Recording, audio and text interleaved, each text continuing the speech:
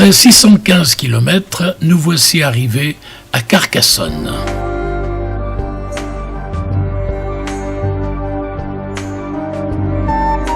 Notre hôtel Espace Cité est parfaitement situé à quelques 200 mètres de l'entrée de la cité. Nichée au sommet d'une colline, la cité médiévale domine toute la ville et serait l'un des ensembles médiévaux les mieux conservés au monde. Visiter Carcassonne, c'est d'abord faire un voyage dans le passé, un retour jusqu'à 2500 ans en arrière.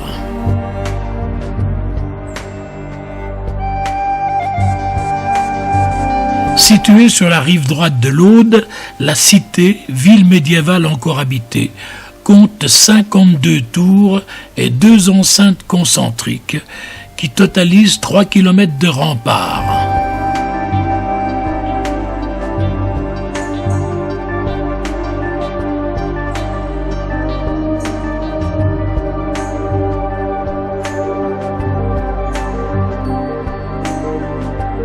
Nous voici arrivés maintenant devant la porte narbonnaise. Pour nous accueillir, la statue de Dame Carcasse.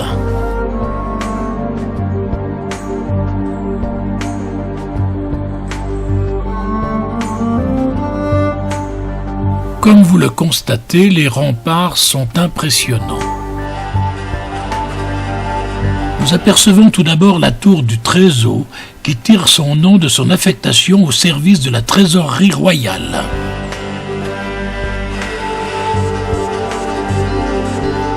Porte narbonnaise reste sans doute le modèle de porte fortifiée du Moyen-Âge.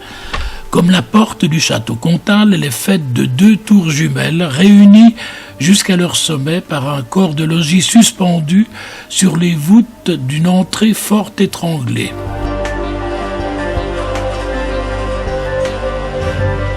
Pour visiter l'hélice, c'est-à-dire l'espace compris entre les 2 enceintes, il est possible d'emprunter une charrette à cheval.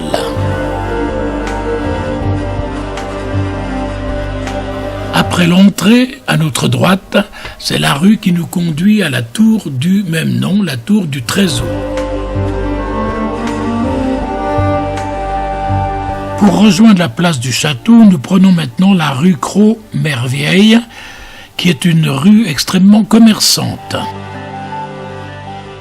Pour ceux qui aiment les objets rappelant le Moyen-Âge, il y a de quoi choisir. Pour le folklore, les gardes sont bien sûr en tenue d'époque.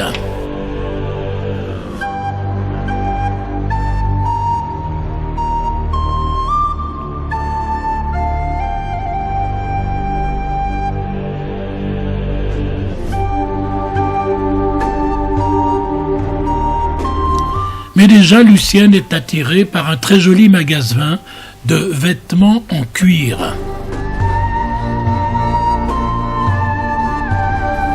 Bien sûr, il faut prendre le temps d'essayer toutes ces merveilles.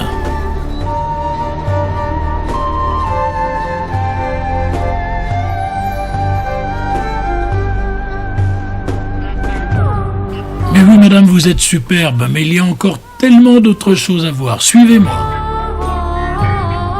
1 heure plus tard, nous empruntons la rue Raymond-Roger Trancavel qui va nous conduire tranquillement devant la porte d'entrée du château Comtal.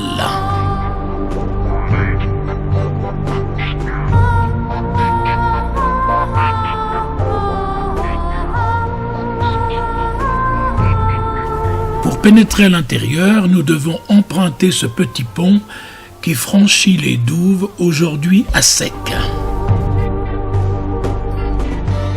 Comme à la porte narbonnaise, l'entrée est encadrée par 2 énormes tours.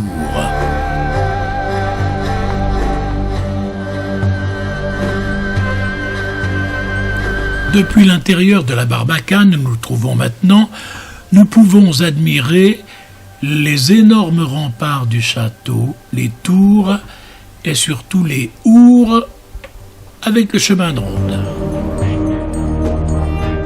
La tour de Saint-Paul. Nous voici maintenant dans l'immense cour d'honneur du château.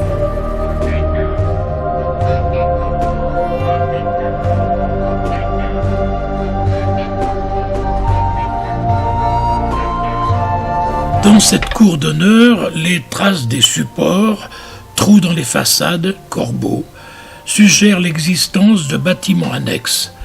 Les niveaux de surélévation sont aussi bien visibles. Pour mémoire, un corbeau est une pierre en saillie sur un mur destinée à porter une charge.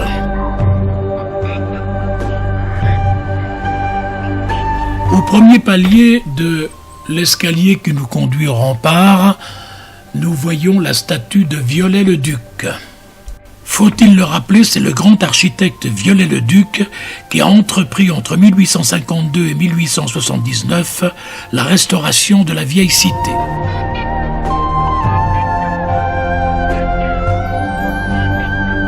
Un peu plus loin, prenons le temps d'admirer cette merveilleuse présentation du château Comtal.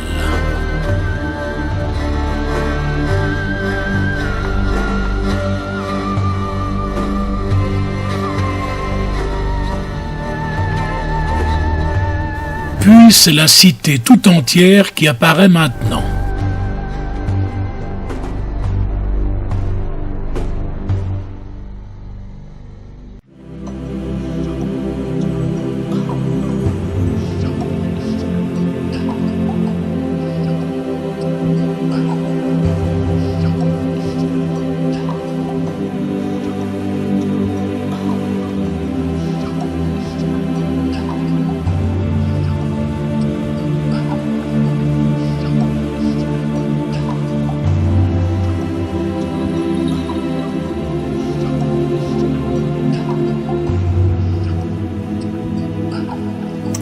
Il faut reconnaître que cette présentation est très réussie. On s'y croirait, vraiment.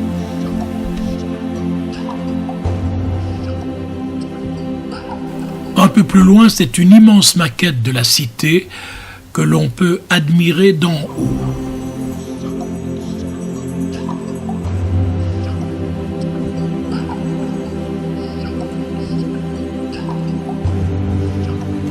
Depuis les remparts, la vue est superbe sur la ville basse.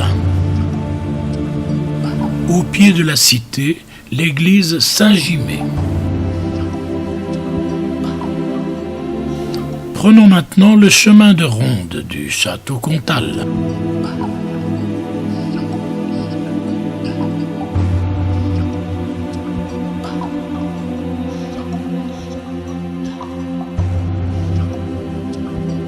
En parcourant celui-ci, nous découvrons une vue encore plus extraordinaire.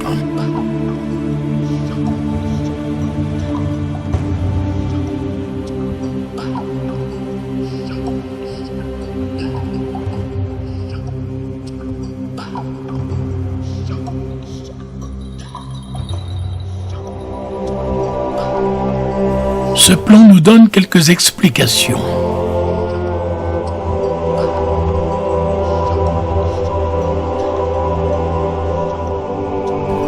Par beau temps, on aperçoit le massif des Pyrénées, rappel de la présence de la frontière espagnole aux portes de Carcassonne jusqu'en 1659. De ce côté, la cité surplombe la vallée de l'Aude. Les deux enceintes très rapprochées se rencontrent à la tour carrée de l'évêque, qui les enjambe, permettant ainsi, en cas de nécessité, d'interrompre la circulation dans les lices. Plus proche, en contrebas, la porte d'Aude, fortement défendue, est l'un des trois accès principaux de la cité.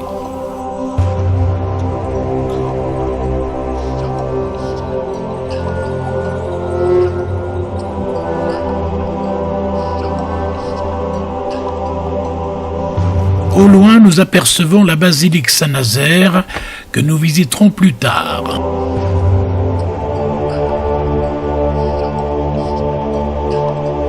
Le sanctuaire restera siège épiscopal jusqu'en 1801 et l'on y trouve les tombeaux des trois de ses évêques.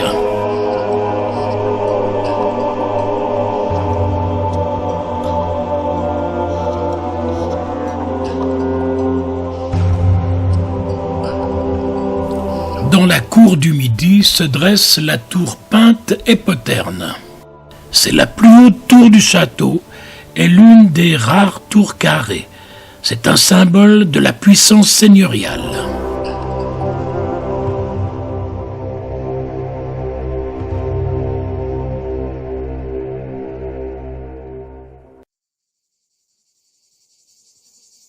Depuis le chemin de ronde du château, on a une vue sur les remparts intérieurs.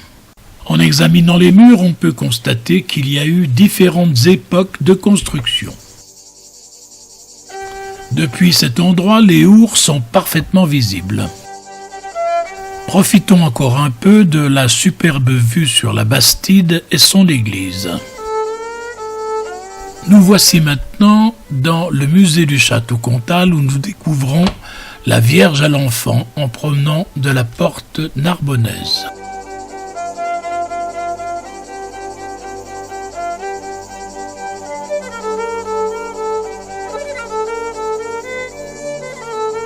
Et puis c'est la statue en grès du XVIe siècle de Dame Carcasse.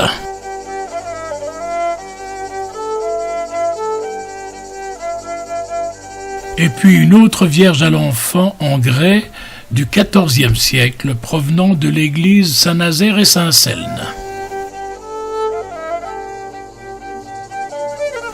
Une statue de Saint-André du XIVe siècle en calcaire polychrome.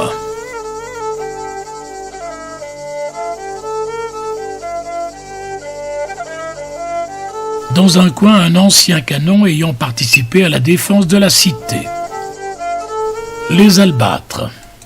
Rétable de la Passion, flagellation, crucifixion et descente au limbe provenant de l'ancienne église Saint-Cernin dans la cité.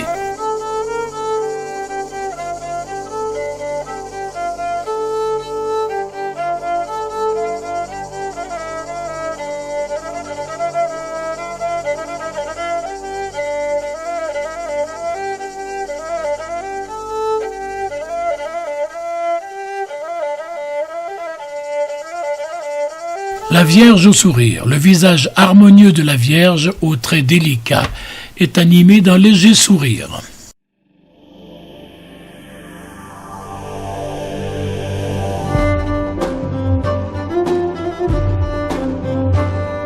Fixés au mur, 8 magnifiques corbeaux sculptés. Superbe collection Boulet.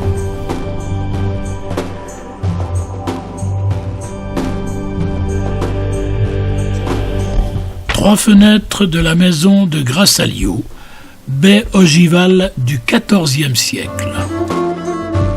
Gison d'un chevalier. Au début du XIIIe siècle, le chevalier se protège de fer. Le haubert, vêtement de mailles de fer, protège la tête, le cou et une grande partie du corps. Il est recouvert de la cotte d'armes de tissu, portant les armoiries du chevalier. Pour le combat, la tête est recouverte du heaume. Les armoiries arborées par ce gisant proviennent de Lagrasse et n'ont pas encore été identifiées.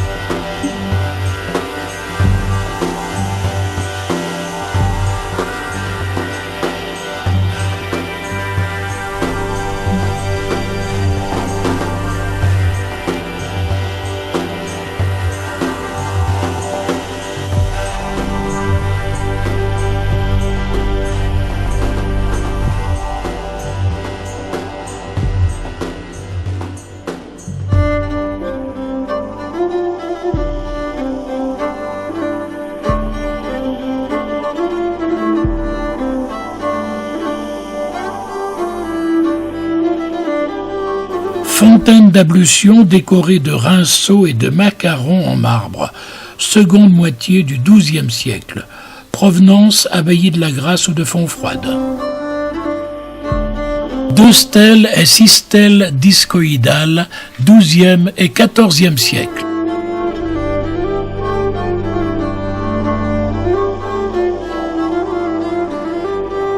sarcophage chrétien, époque mérovingienne.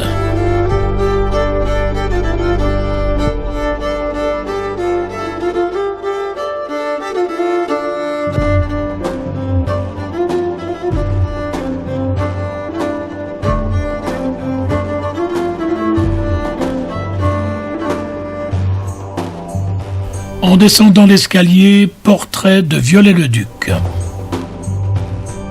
Lieu et symbole du pouvoir féodal puis royal, le château domine la cité et l'espace qu'elle contrôle. Avec son donjon et ses corps de logis, le château est le cœur du dispositif défensif de la cité. Prenons maintenant la rue Saint-Louis pour nous diriger vers la basilique. Devant nous maintenant la maison du sire de Trencavel. Dans les rues et ruelles de la cité, tout est fait pour faire médiéval. Nous voici maintenant arrivés à la basilique Saint-Nazaire et Saint-Cels. La basilique Saint-Nazaire et Saint-Cels, elle a été la cathédrale de Carcassonne jusqu'en 1801. À proximité s'élevait le palais épiscopal, siège du pouvoir spirituel de la cité, en opposition au pouvoir temporel des seigneurs. Des sculptures provenant de ces édifices récupérées lors des restaurations au XIXe siècle sont présentées dans les salles du château. La basilique Saint-Nazaire mériterait à elle seule une halte à Carcassonne. L'extérieur est plutôt austère, le grès utilisé pour la construction se délite en de nombreux endroits. Le crénelage ajouté par Viollet-le-Duc au sommet de la face ouest est pour le moins contestable.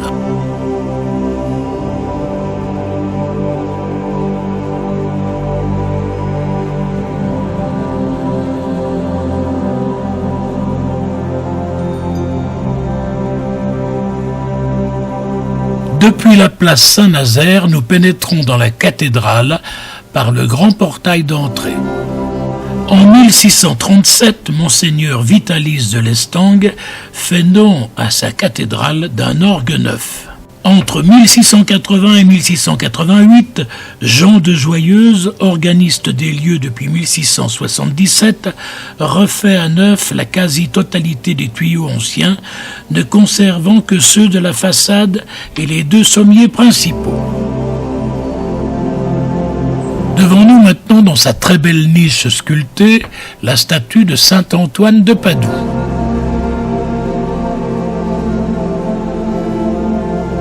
Il est permis d'apprécier ou non le style empire de la chair qui surprend un petit peu dans un tel environnement. Les vitraux forment un ensemble important qui décore le sanctuaire et le transept.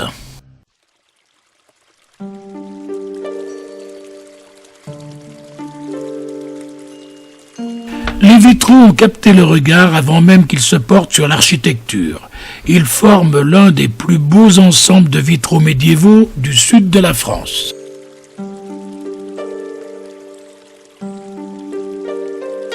Admirons maintenant la superbe rose du côté nord.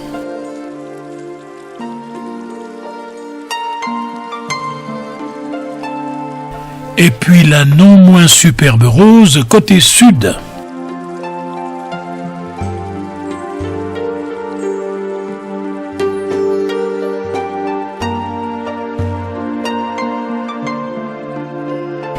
Les 22 statues qui ornent les piliers du chœur n'ont pas été ajoutées, mais elles sont taillées dans le même bloc de pierre.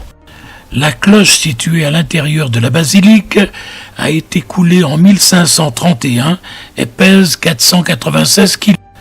Dans le croisillon sud, la très célèbre pierre du siège est scellée dans le mur. Elle illustrerait la bataille de Toulouse en 1218.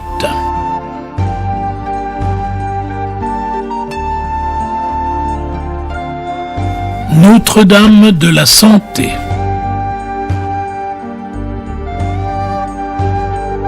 Jésus, j'ai confiance en toi. La Trinité, statue en pierre du XIVe siècle, provenance de Nébias, dans l'Aude.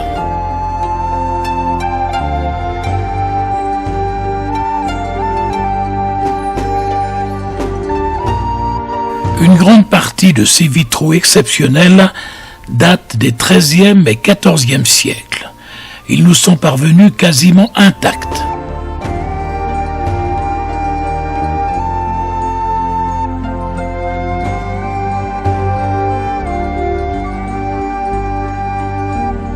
Quelques pas plus loin, c'est la statue de Sainte Anne, la mère de Marie.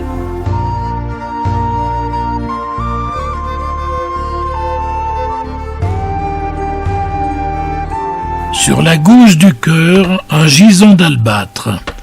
Il s'agit peut-être de l'évêque Giraud du Puy, mort en 1420.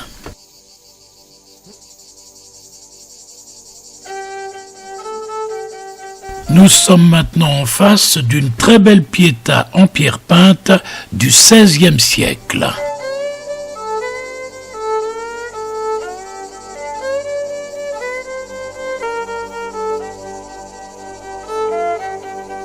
En sortant de la basilique, nous arrivons sur la place Auguste-Pierrepont.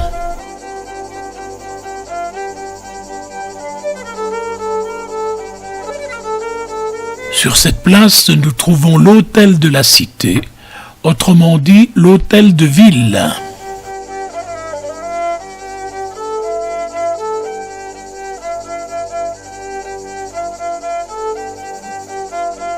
En longeant ces superbes maisons en corbellement, nous arrivons à la rue Saint-Louis. Avec dans le mur la statue de Saint-Louis. Puis c'est la rue Dame-Carcasse.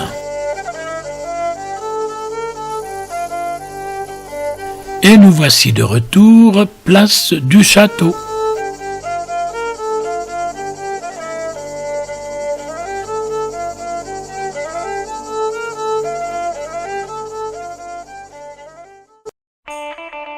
La réserve africaine de Sijan a 48 ans d'existence.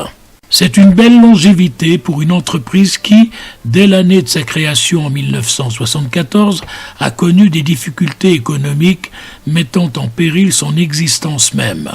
Heureusement, la réserve africaine de Sijan a pu reprendre sa marche en avant.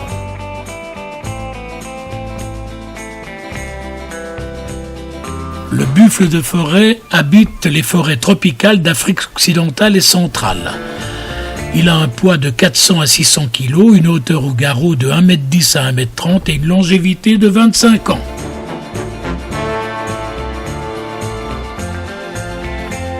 Gestation 11 mois, nombre de petits 1.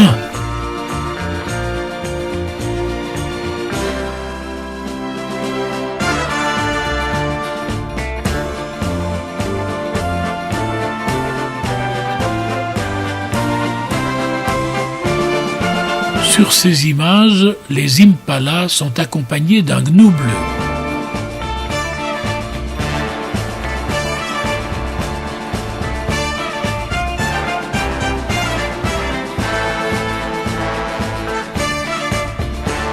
Zèbre de Grévy.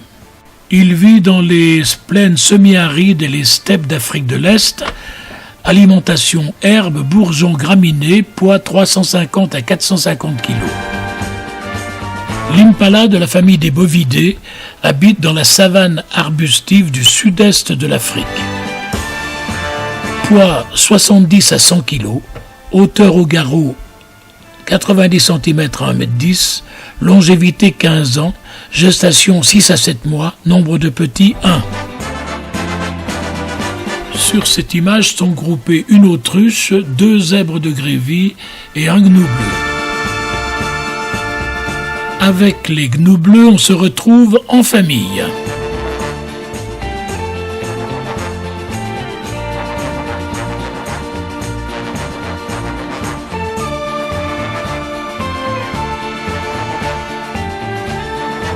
Parmi les gnous, un zèbre de Grévy.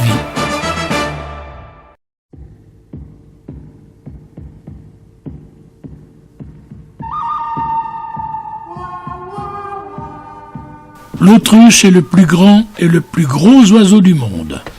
Incapable de voler, elle peut cependant courir jusqu'à 70 km à l'heure. Elle peut vivre jusqu'à 30 ou 40 ans. Nous retrouvons notre zèbre de Grévy en compagnie d'un troupeau d'impalas.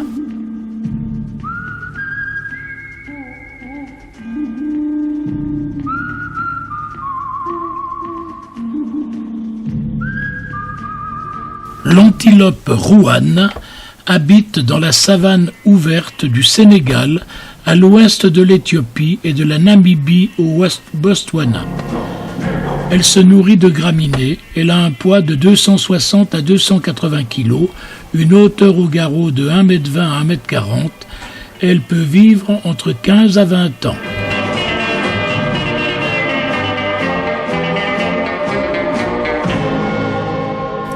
Voyons maintenant la girafe. Elle habite dans la savane arbustive à Acacia d'Afrique. Elle se nourrit surtout de feuilles. Son poids est de 800 à 1400 kg, la hauteur au garrot 3,50 m à 4,50 m, hauteur totale 5 à 6 mètres. Vitesse jusqu'à 50 km/h, longévité 30 ans, gestation 15 mois, nombre de petits 1. Majestueuse, la girafe est un animal indissociable de la savane africaine qu'elle arpente avec grâce. Élancée et altière, elle est en effet le mammifère terrestre le plus grand du monde. Son corps est court et massif, hissé sur de longs membres effilés et doté d'une longue queue terminée par une épaisse touffe de poils noirs. Mais ce qui fait sa particularité, c'est cet incroyable cou de 2 mètres de long, constitué, pour la majorité des mammifères, de seulement 7 vertèbres cervicales.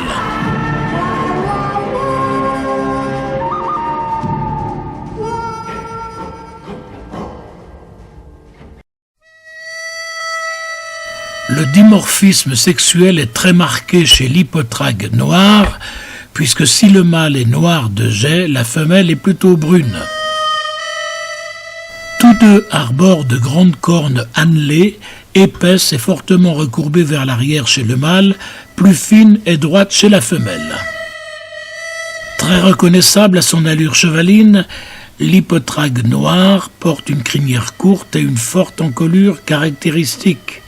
Les deux sexes possèdent des dessins blancs et noirs sur la tête, évoquant ceux de chamois et de lisards. Son habitat est la savane boisée d'Afrique australe, Mozambique, Tanzanie, Zimbabwe. Alimentation herbe, poids 220 à 240 kg, hauteur au garrot 1,2 à 1,4 m, longévité 15 à 20 ans, gestation 9 mois, nombre de petits 1. Ici, à Sijan, quelques dizaines de paons vivent en totale liberté dans la réserve africaine de Sijan. Les paons mâles ne font la roue qu'au printemps, entre mars et juin. Ils perdent ensuite leurs magnifiques plumes de traîne pendant l'été. Elles ne repousseront qu'au cours de l'automne. Les mâles de moins de 2 ans ne possèdent pas encore les longues plumes de la queue, mais s'entraînent déjà à faire la roue. Leur poids varie de 3 à 6 kg, la longévité est de 10 à 15 ans, le nombre d'œufs de 3 à 6. Le flamant rose est l'un des oiseaux les plus emblématiques du littoral méditerranéen. Il aime les lacs saumâtres, les lagunes, les étangs littoraux du pourtour méditerranéen. Il s'alimente d'invertébrés aquatiques. Il pèse entre 2 et 4 kg et peut vivre de 30 à 40 ans. Le lion est le plus gros carnivore africain. De couleur sable, le mâle se distingue de la femelle par son imposante crinière d'une teinte plus soutenue que le reste de son pelage, fonçant même jusqu'au noir parfois. Sa renommée vient de sa force et de sa majesté, qui font de lui un symbole de courage et de fierté. Seuls félidés réellement sociaux, les lions vivent en clans d'une quinzaine d'individus. L'activité principale du roi des animaux est la sieste. Les lions dorment en moyenne 15 heures par jour, mais méfiance, car ce redoutable prédateur est toujours aux aguets et ne sommeille que d'un œil. Sa nonchalance dissimule une extrême vivacité. Les lions peuvent courir jusqu'à 60 km à l'heure. Ils peuvent aussi effectuer des bonds de plusieurs mètres. Ils ont ainsi un poids de 120 à 220 kg, une hauteur au garrot de 1 mètre et vivent 15 à 20 ans. Gestation 3 mois et demi, nombre de petits 2 à 6. La chasse est le travail des femelles.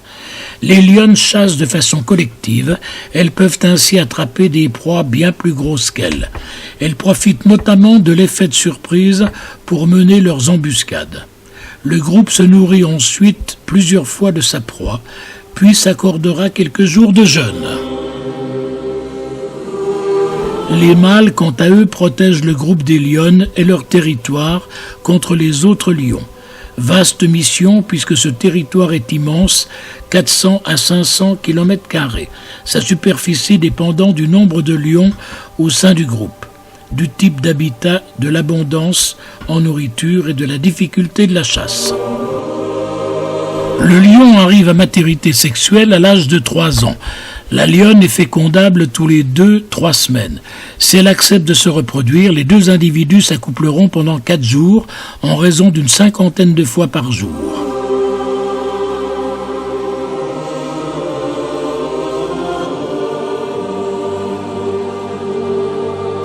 Les rhinocéros, dont le nom signifie corne sur le nez, sont présents en Asie et en Afrique. Le rhinocéros blanc est le 3e mammifère terrestre le plus gros, après l'éléphant d'Afrique et celui d'Asie. Son habitat est la savane d'Afrique du Sud et d'Afrique centrale. Évidemment, il vaut mieux laisser passer la bête et ne pas la provoquer. Son alimentation est l'herbe et les graminées. Il pèse entre 1,5 tonne et 2,5 tonnes. La hauteur au garrot est de 1,70 m à 1,90 m. Sa longévité est de 40 ans, sa gestation 16 mois, nombre de petits 1.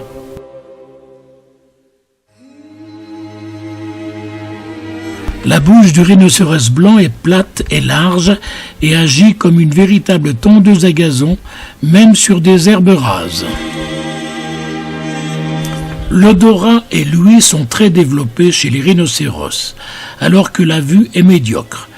Leurs oreilles, perpétuellement en alerte, s'orientent vers le moindre bruit insolite. Les rhinocéros blancs ne sont assez sociaux. Les mâles adultes territoriaux vivent seuls. Les mâles adolescents se regroupent et les femelles sont accompagnées de leurs jeunes. Tous défèquent sur les mêmes piles d'excréments. Les mâles adultes parcourent quotidiennement leur territoire, qu'ils vaporisent inlassablement d'urine après avoir frotté leur postérieur sur le sol. Une véritable frontière olfactive est ainsi mise en place, tenant à distance les autres mâles. Après 16 à 17 mois de gestation, la femelle s'éloigne de son groupe pour donner naissance à un jeune d'une 40aine de kilos. En moins d'1 heure, le petit se met debout et reste avec sa mère jusqu'à l'âge d'environ 3 ans. Le cob du Nil est aussi appelé cob de Madame Gray. La femelle est d'un brun roussâtre, plus sombre, sur le dos que sur le ventre. Ils vivent dans les zones humées des marécageuses du Soudan et de l'Éthiopie.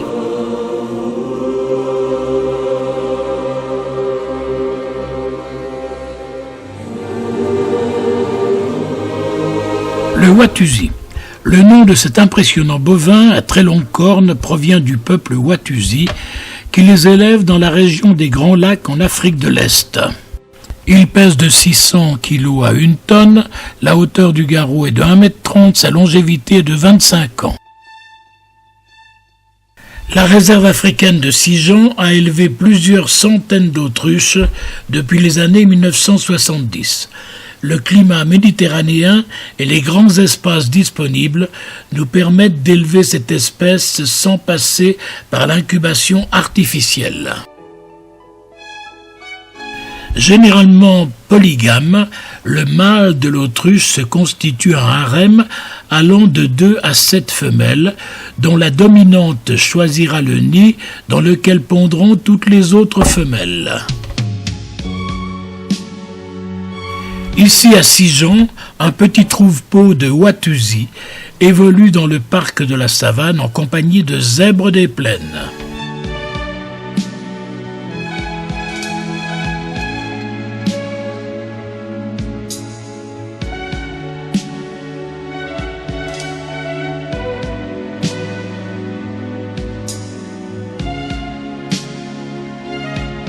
Le zèbre des plaines est le plus petit et le plus répandu en Afrique.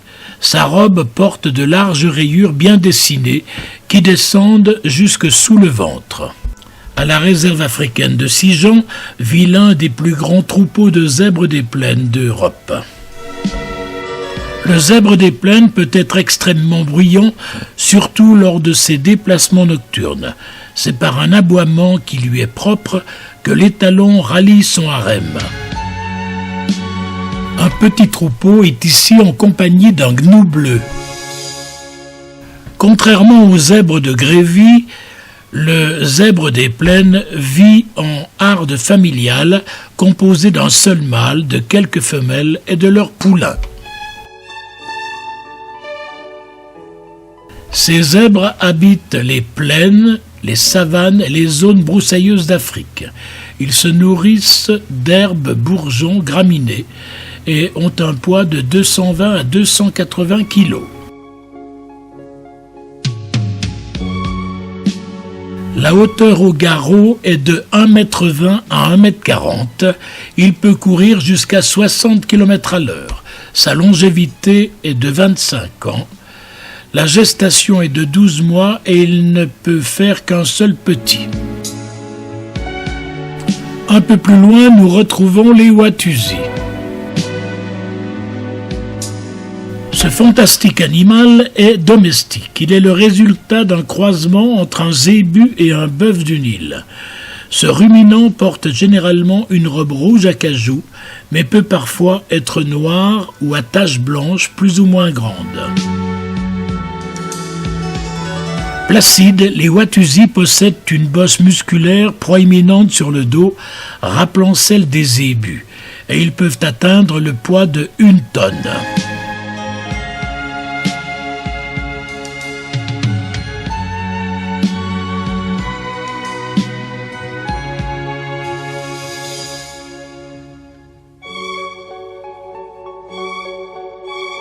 L'âne de Somalie est l'ancêtre sauvage de tous les ânes domestiques. Reconnaissable à ses pattes fines, zébrées de noir, son dos gris, son ventre et son museau blanc. Ce magnifique équidé est en voie d'extinction. Originaire de la Corne de l'Afrique, il n'en subsiste actuellement que quelques centaines d'individus en Érythrée et en Éthiopie. Moins de 200 adultes en 2015. Cet animal rustique est très résistant à la sécheresse. Il peut se passer d'eau pendant plusieurs jours et son alimentation se compose généralement de végétaux fibreux de qualité médiocre.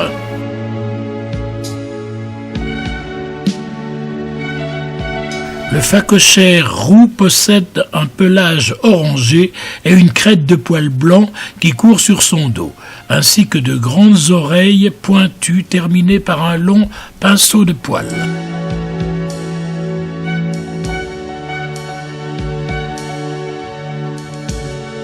En face de nous, un grand troupeau où quelques autruches vivent en paix.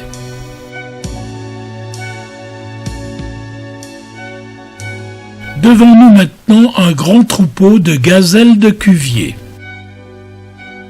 Elles vivent dans les zones boisées et désertiques d'Afrique du Nord. Très rapides, elles peuvent atteindre des pointes à 70 km/h sur de courtes distances. Et revoilà le zèbre de Grévy. C'est le plus grand de tous les zèbres. Le zèbre de Grévy se distingue par ses rayures très fines et serrées, son ventre blanc, son museau marron et ses grandes oreilles à large pavillon arrondi. Elles sont très mobiles et lui permettraient notamment de se protéger les yeux du soleil en faisant office de visière. Autrefois présent dans une large partie de l'Afrique de l'Est, on ne le retrouve aujourd'hui qu'au Kenya et en Éthiopie, où sa population est en déclin constant. Avant de quitter la somptueuse réserve africaine de Sijan, encore quelques précisions concernant la girafe. Après une gestation de 15 mois, la femelle girafe met bas debout, si bien que son bébé tombe sur le sol après une chute de 2 mètres. Le lendemain, dépaysement total puisque nous voici arrivés à Minerve. Minerve est située dans le sud-ouest du département de l'Hérault, en région Occitanie. Exposée à un climat méditerranéen, elle est drainée par la Cesse, le Briand et par divers autres petits cours d'eau incluses dans le parc naturel régional du Haut-Languedoc. La commune possède un patrimoine naturel remarquable.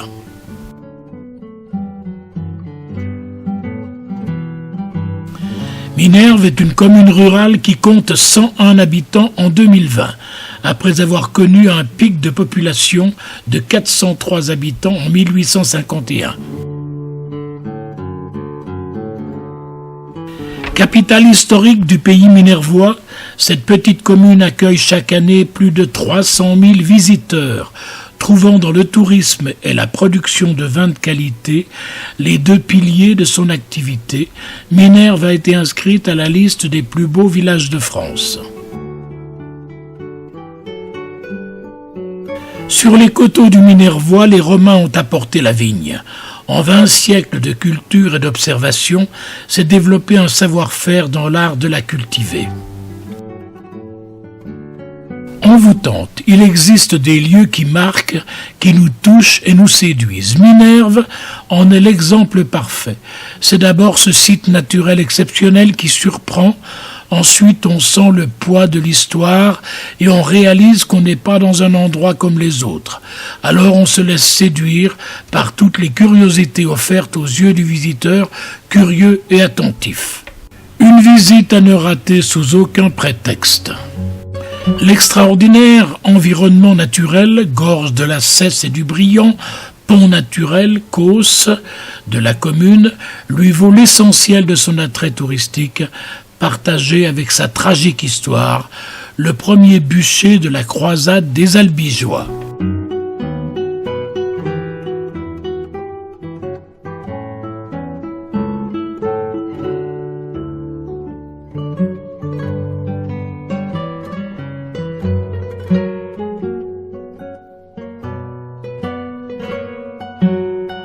Tout près des gorges du Briand, la reproduction d'un trébuchet à proximité de la commune de Minerve.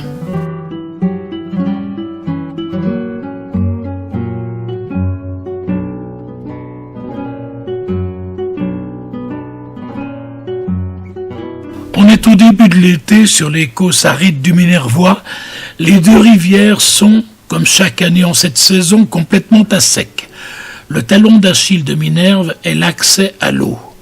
Son unique puits est situé au pied de la cité, à laquelle il est relié par une rampe fortifiée.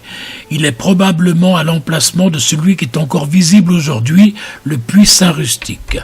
Simon de Montfort a réussi à détruire rapidement l'accès au puits grâce à la Malvoisine.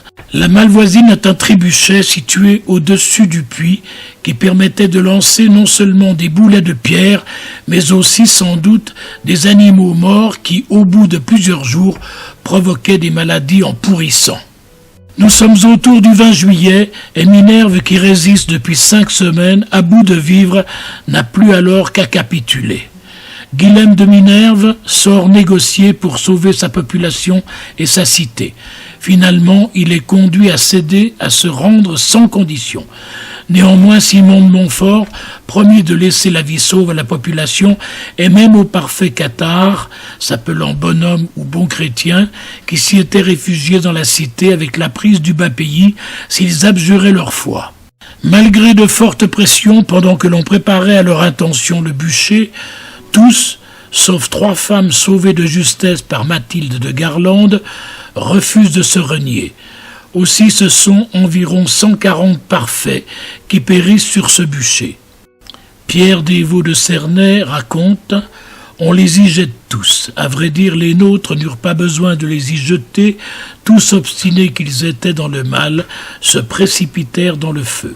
Les autres cathares, qui ne sont pas parfaits, terrorisés, abjurent et ont la vie sauve. » Devant nous maintenant, un des ponts naturels creusés par la Cesse.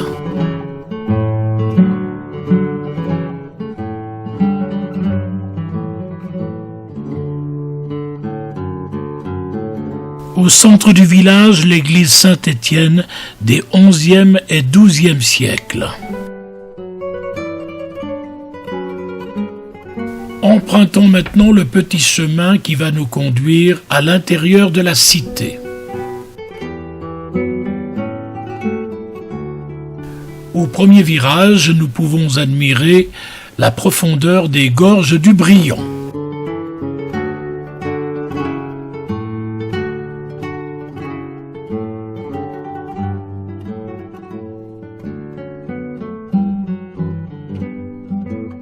Au loin, les restes d'un petit pont romain qui enjambe la rivière.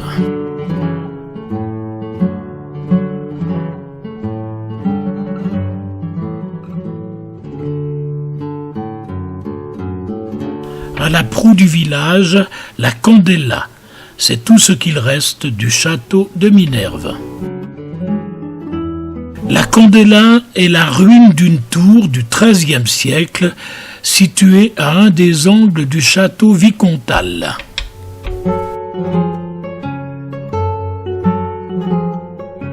Un pont-viaduc du début du XXe siècle relie maintenant la cité. Empruntons maintenant la rue de la Tour. Cette rue nous conduit au cœur de la cité. Tout près de l'église, sur une petite placette, contemplons le monument commémoratif des victimes cathares de 1210. Cette colombe a été sculptée par Jean-Luc Sévrac, artiste originaire de Capestan.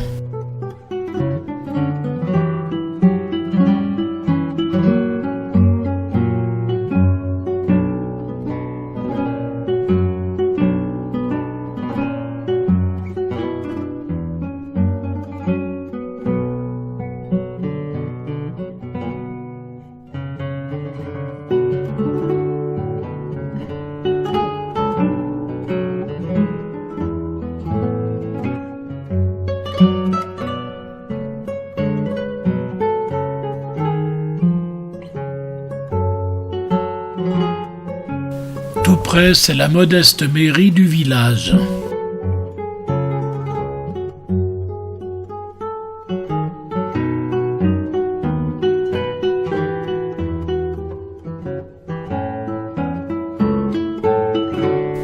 Le monument aux morts.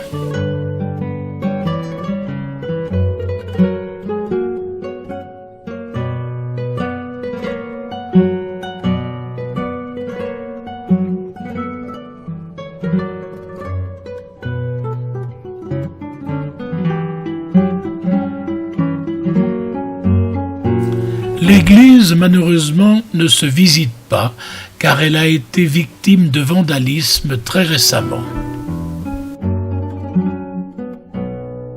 De ce fait, elle est fermée au public.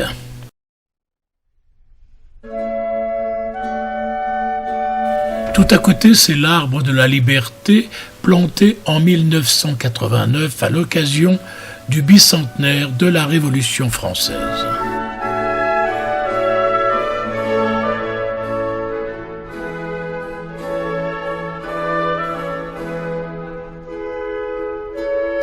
C'est avec une grande émotion que nous descendons maintenant la rue des Martyrs.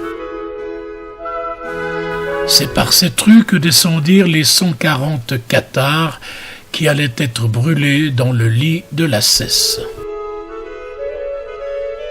En bas de cette rue subsiste une porte en arc brisé du XIIIe siècle, c'est celle de la maison dite des Templiers.